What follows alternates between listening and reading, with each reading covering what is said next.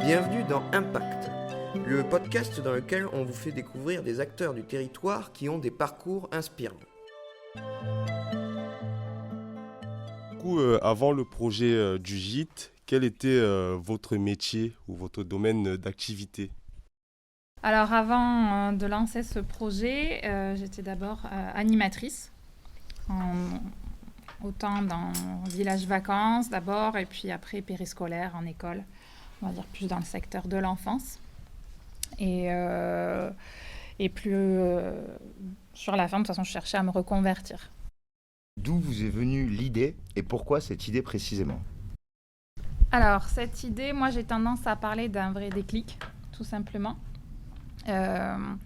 Je pense que c'est aussi un déclic un peu comme des pièces de puzzle qui s'assemblent. C'était vraiment assez inconscient, un peu comme quand on dit que le jour où je gagnerai au loto, je ferai ci ou ça. Vous voyez, comme un genre de rêve inatteignable en fait. On se met de suite des barrières en se disant si je gagnais au loto, parce qu'on se dit qu'on ne gagnera jamais.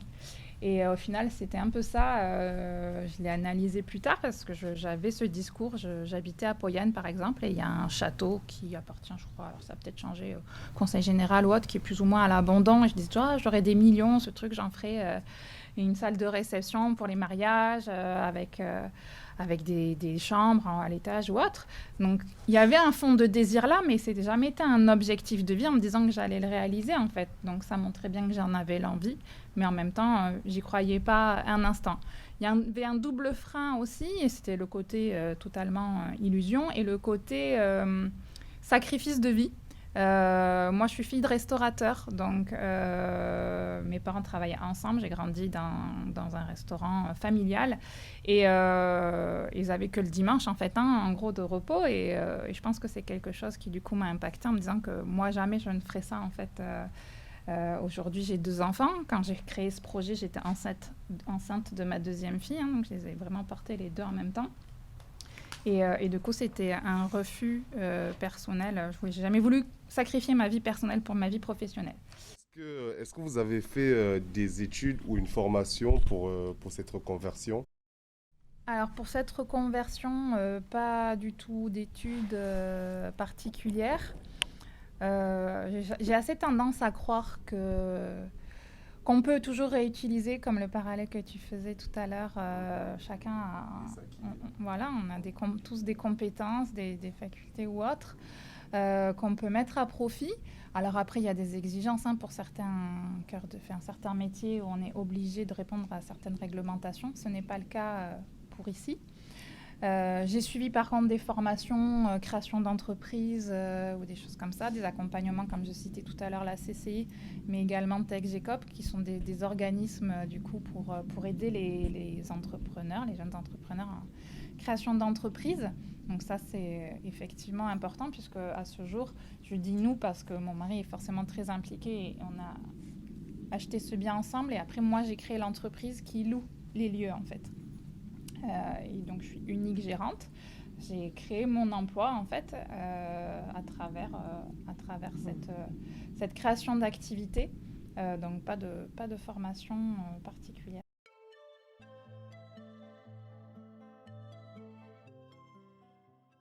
Mon diplôme le plus élevé, c'est un bac aujourd'hui. J'ai fait lycée classique. J'ai été 1 an en fac de sociaux. Ça m'a pas particulièrement... Après, en gros, on va dire, j'avais un peu le fil rouge de me dire que je voulais être prof des écoles, mais sans grande conviction parce que ça me révoltait déjà à l'époque où ils ont tout changé. Le lycée le DUG en 2 ans. Maintenant, c'est la licence en 3 ans. Puis après, il s'est passé un master, c'est-à-dire du plus 5 ans pour faire du prof. Alors que je trouve ça très sélectif pour avoir été en école. J'ai beaucoup de collègues, j'ai été aussi à TSEM, donc c'est les aides en maternelle, qui me considéraient comme des collègues quasiment instits parce que j'avais la fibre, parce que j'avais ça, le feeling et la pédagogie. Maintenant, moi, faire 5 ans d'études et un concours hyper sélectif, c'était non. Donc du coup, c'est bien dommage parce que derrière, c'est des êtres humains et qui ne devraient plus savoir des gens pédagogues et qui font que des gens qui sont en capacité de passer un concours. Ça, c'est un autre débat, mais voilà, c'était juste pour vous dire que moi, sinon, dans ma vie. Après, je suis partie 6 mois en Irlande parce que j'estimais que c'était l'école de la vie. Et après, je suis partie en Espagne. Et après, le chemin de vie a fait que j'ai rencontré mon conjoint et autres. Mais j'ai préféré faire ça. Et comme quoi, après, on rebondit. J'ai toujours travaillé. Mais sinon, en gros, pas de grands diplômes parfois qui peuvent impressionner. Quel était l'objectif de départ et a-t-il été atteint aujourd'hui selon vous? Alors l'objectif de départ, comme je disais, mon souhait, mon cœur de cible était vraiment le domaine du mariage. Alors, sauf qu'au début, un peu par peur de ne pas réussir ou de ne pas avoir un projet viable, on essaye de toucher à tout, le gîte, le professionnel, etc. Au jour d'aujourd'hui, comme je vous ai dit, j'ai pu retirer, ou du moins, je ne fais plus la promotion de la partie professionnelle. J'ai l'agenda mariage 2023 là, qui commence, les mariages commencent dès le 1er avril et finissent fin octobre, c'est-à-dire j'ai des mariages tous les week-ends sur cette période-là. J'en ai 2 également en décembre et j'ai déjà juillet, août, septembre 2024 complet, plus d'autres dates à côté. Donc je peux considérer que les objectifs sont atteints.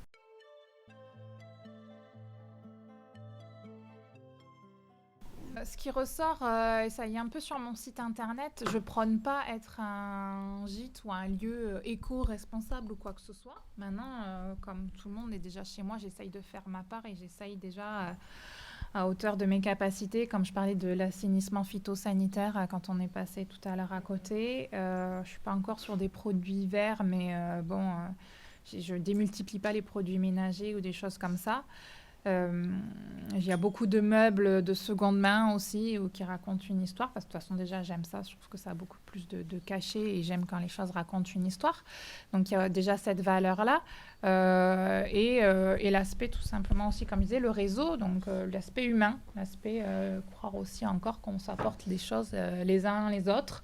Je trouve que quand je parlais d'exclusivité tout à l'heure, ce sur quoi j'ai pas fini, c'est de dire, je trouve que l'exclusivité, elle est assez naturelle. C'est-à-dire qu'au bout d'un moment, quand il y a quelqu'un qui travaille bien, avec qui, en plus, on s'entend bien, on va pas aller voir ailleurs, en fait, tout simplement.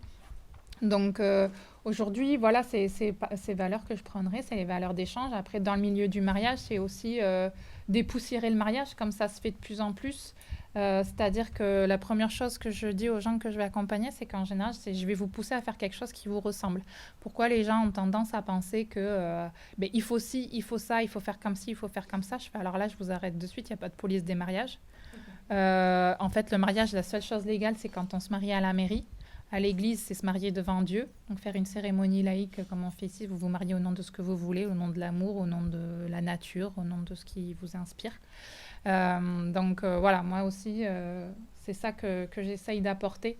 Les gens, ils veulent faire plaisir aux autres. Je dis oui, c'est bien. Après, en général, un mariage, techniquement, on le fait qu'une fois.